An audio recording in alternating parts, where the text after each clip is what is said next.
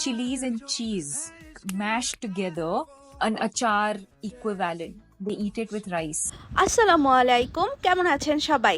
আজকে আমরা নতুন একটি ডিশ ট্রাই করব। ডিশটা দীপিকা পাদুকোনের কেন জানি বুঝতে পারতেছি না, দীপিকা পাদুকোনটা আমি বলতেই পারতেছি না, একটা না একটা ভেজাল লাগতেই আছে। যাই হোক, এটা দীপিকা পাদুকোনের একটা ফেভারিট ডিশ। এটা ভুটানের একটা ন্যাশনাল রেসিপি যার নাম হচ্ছে ইমাদাতসি। এই রেসিপিটা বানাতে আমাদের মাত্র 2-3টা উপকরণ লাগবে।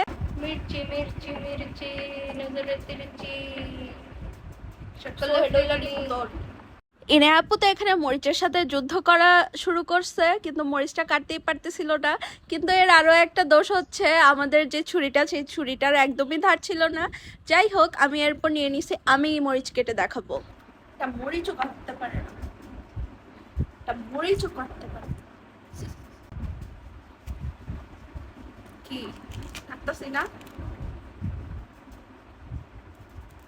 ভাইরে ভাই, ছুরির মধ্যে যে ধার নেই এটা আমার একদমই খেয়াল ছিল না।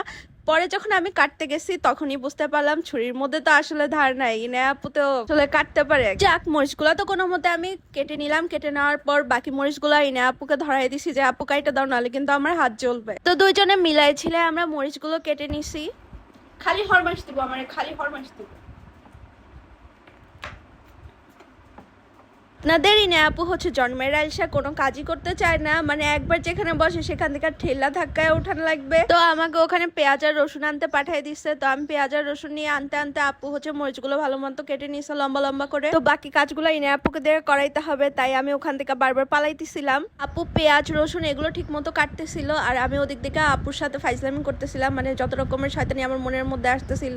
আপুকে খরগোশ বানিয়ে দেখতেছিলাম। এটা আপু একদমই খেয়াল করে না। তাহলে তো আপনারাই বলবেন সিরাত একদমই কিছু করে না, ও হচ্ছে ফাঁকিবাজ। সিরাত কিন্তু একদমই ফাঁকিবাজ না। পেঁয়াজ রসুন মরিচগুলো কেটে নেওয়ার পর আমাদের এখানে আরো একটি ইনগ্রেডিয়েন্টস লাগবে, সেটা হচ্ছে ক্যাপসিকাম।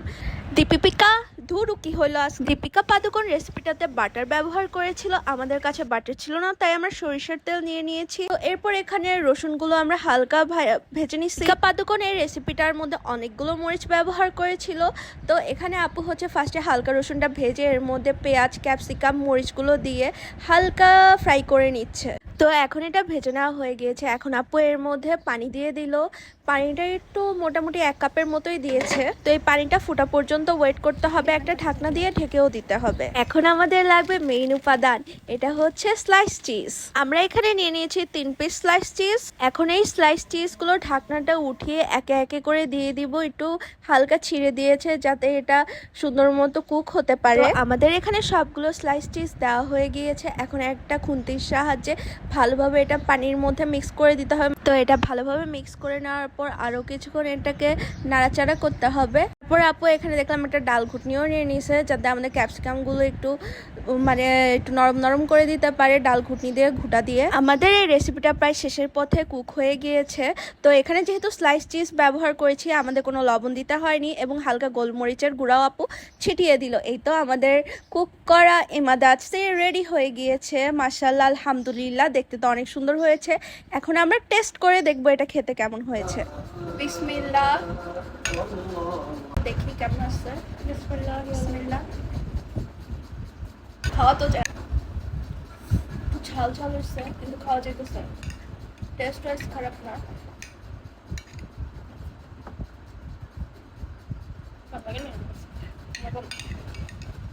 তো রিভিউটা নিশ্চয়ই পেয়ে গিয়েছেন, যেহেতু এগুলো আমাদের কাছে একদমই নতুন ট্রাই করার ছিল। তো আমার কাছে মোটামুটি ভালোই লেগেছে। ইনে আপুর কাছে এভারেস্ট লেগেছে, কিন্তু এর মধ্যে টমেটো কেচাপ দিলে ভালোই লাগতো। তো আজকের ভিডিও এ পর্যন্তই। আল্লাহ হাফেজ।